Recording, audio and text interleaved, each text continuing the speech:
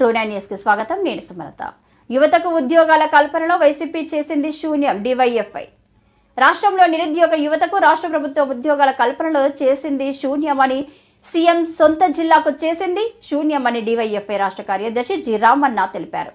DYFI యువజన సంఘం జిల్లా స్థాయి రాజకీయ శిక్షణ తరగతులు బద్వేలులో ఆదివారం స్థానిక సుందరయ్య భవన్ నందు ప్రారంభమయ్యాయి. ఈ సందర్భంగా రామన్న మాట్లాడుతూ రాష్ట్రంలో నిరుద్యోగుల పరిస్థితి దారుణంగా తయారైందన్నారు.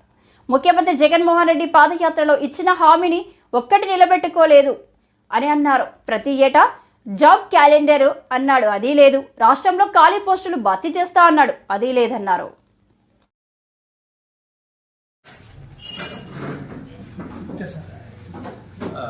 నా పేరు శివకుమార్, డివైఎఫ్ఐ కడప జిల్లా కార్యదర్శి.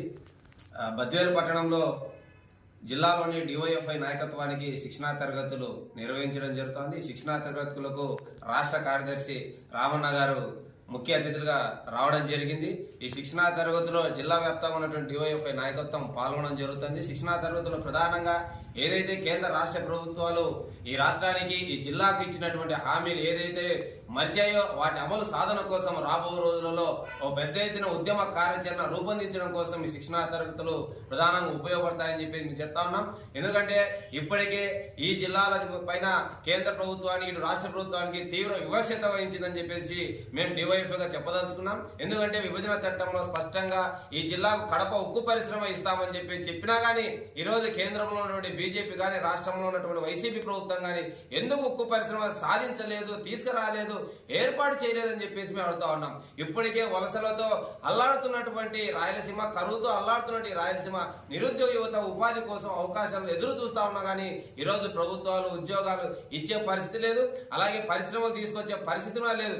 కేవలం ప్రభుత్వం ఈరోజు నిరుద్యోగ యువతను తమ ఓటు బ్యాంకు రాజకీయంగా వాడుకునే ప్రయత్నం జరుగుతా ఉన్నాయి. కాబట్టి ఏదైతే ఈ జిల్లాకు సంబంధించి కడప ఉక్కు పరిశ్రమ ఇస్తామని చెప్పేసి అన్నారో, అలాగే రాయలసీమకు ప్రత్యేక ప్యాకేజ్ ఇస్తామని చెప్పారో, ఏదైతే విభజన చట్టం స్పష్టంగా హామీలు ఇచ్చేలా హామీ అమలు కోసం రాబో రోజుల్లో డివైఎఫ్ఐ ఓ పెద్ద ఎత్తున ఉద్యమానికి శ్రీకారం చుట్టబోతున్నామని కూడా చెప్తా ఉన్నాం. ఎందుకంటే ఇప్పటికే చాలా వరకు పెండింగ్ ప్రాజెక్టులు భూ నిర్వాసిత యువతకు ఉద్యోగాలు ఇస్తామని చెప్పారు. బద్వేలు ప్రాంతం సోమశీలం బ్యాక్ వాటర్ సంబంధించి భూ నిర్వాసితులు తీసుకొని ఉద్యోగాలు ఇస్తామని ఏళ్ళు అవుతున్నాయి. ఈ రోజు ఒక ఉద్యోగం ఇచ్చే పరిస్థితిలో గండికోట ప్రాజెక్టు భూ నిర్వాసితులు కూడా ఉద్యోగాలు ఇస్తామని ఇవ్వలేదు. ఈరోజు అలాగే జమ్మలమడుగు దగ్గర ఉన్నటువంటి కడప ఉక్కు పరిశ్రమకు సంబంధించి భూ నిర్వాసితులకు సంబంధించి ఈరోజు ప్యాకేజ్ ఇచ్చినటువంటి పరిస్థితి లేదు. అలాగే చెన్నూరు షుగర్ ఫ్యాక్టరీ సంబంధించి ఈరోజు మూతపని తెరిపిస్తామని ఈరోజు ఇంతవరకు తెరిచేటువంటి పరిస్థితులు. ఇలా పెండింగ్ ప్రాజెక్టులు చాలా వరకు ఏసీసీ సిమెంట్ పరిశ్రమ ఏర్పాటు చేస్తామని ఏసీసీ సిమెంట్ పరిశ్రమ ఈరోజు రాని పరిస్థితి. ఇటు పెండింగ్ ప్రాజెక్టులు పరిశ్రమలు ఇలా కేవలం ఎక్కడ వేసే గొంగులు అక్కర్లే ఉన్నాయి.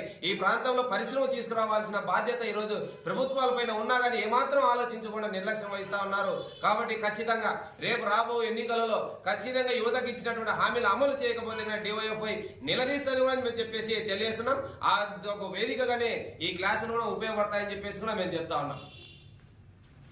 నా పేరు రామన్న, డివైఎఫ్ఐ రాష్ట్ర కార్యదర్శి. ఈరోజు కడప జిల్లా బద్వేలు పట్టణంలో డివైఎఫ్ఐ ముఖ్య కార్యకర్తలకు శిక్షణ క్లాసులు ఇస్తున్నాము. ఈ సందర్భంగా నాతో పాటు విలేకరుల సమావేశంలో డివైఎఫ్ఐ జిల్లా కార్యదర్శి వీరనాథ్ శివకుమార్ గారు, అలాగే జిల్లా అధ్యక్షులు చిన్ని గారు, అలాగే జిల్లా నాయకత్వం డేవిడ్ రాజు, నరసింహ గారు పాల్గొంటారు. మిత్రులారా, ఈరోజు రాష్ట్రంలో నిరుద్యోగం తాండవిస్తూ ఉంది. పెద్ద ఎత్తున నిరుద్యోగులు ఉద్యోగుల కోసం అనేక జిల్లాలు అనేక ప్రాంతాలకు వలసపోతూ ఉన్నారు. ఈరోజు జగన్మోహన్ రెడ్డి ప్రభుత్వం 5 ఏళ్ళు అవుతా ఉంది. చివరి ఎన్నికల ముందు హడావుడిగా కంటి తుడుపు చర్యగా కేవలం 6,100 ఉద్యోగాలు మెగా డిఎస్సీ అని చెప్పి దానికి పేరు పెట్టి ఉపాధ్యాయ పోస్టులు నోటిఫికేషన్ ఇచ్చారు. అలాగే గ్రూప్ 1 గ్రూప్ 2 దాదాపు 5,000 పైగా ఖాళీలు ఉంటే కేవలం 1000 లోగా పోస్టులకు మాత్రం ఈరోజు నోటిఫికేషన్ ఇచ్చినట్టు ఈరోజు హడావిడి చేస్తూ ఉంది. ఈరోజు నిరుద్యోగులు పెద్ద ఎత్తున ఆందోళన వ్యక్తం చేస్తున్నారు. ఉద్యోగం వస్తే మా భవిష్యత్తు మారుతుందని చెప్పి గతంలో ప్రతి ఏటా డిఎస్సీ ఇస్తామని చెప్పి 5 ఏళ్లలో ఒక్క డిఎస్సీ అని ఏకైక ప్రభుత్వం ఈరోజు జగన్మోహన్ రెడ్డి ప్రభుత్వం. అలాగే ముఖ్యంగా కడప జిల్లాకు ఈరోజు రాష్ట్ర ముఖ్యమంత్రి ఈ ప్రాంతం వాసి అయినప్పటికీ ఈ జిల్లాకు ఒరిగింది ఏమి లేదు. 5 ఏళ్లలో ఒక్కటంటే ఒక పరిశ్రమ అదనంగా వచ్చింది లేదు. ఉన్న పరిశ్రమలో స్థానికులకు ఉద్యోగాలు 70% మా ప్రభుత్వం ఇస్తుందని చెప్పి ఒక్కడికైనా ఇచ్చిందని చెప్పి మేము అడుగుతున్నాం. అలాగే ఈరోజు ఈ జిల్లాకు తలమానికమైనటువంటి ఈరోజు కడప ఉక్కు ఈరోజు 10 ఏళ్ళు అవుతుంది విభజన చట్టంలో పెట్టి జూన్ నాటికి. కానీ ఇక్కడ దాకా 3 శిలాఫలకాలు తప్ప ఒక్కటంటే ఒక ఇటుకు పేర్చిన పాపాన ఈరోజు ఈ ప్రభుత్వానికి పోలేదు. గతంలో ఉన్న చంద్రబాబు గాని, ఈ రోజున జగన్మోహన్ రెడ్డి గాని ఇద్దరు బీజేపీకి దాసోహమై ఈ రోజు రాష్ట్రానికి, జిల్లాకు తీవ్రమైన ద్రోహం చేస్తా ఉన్నారు.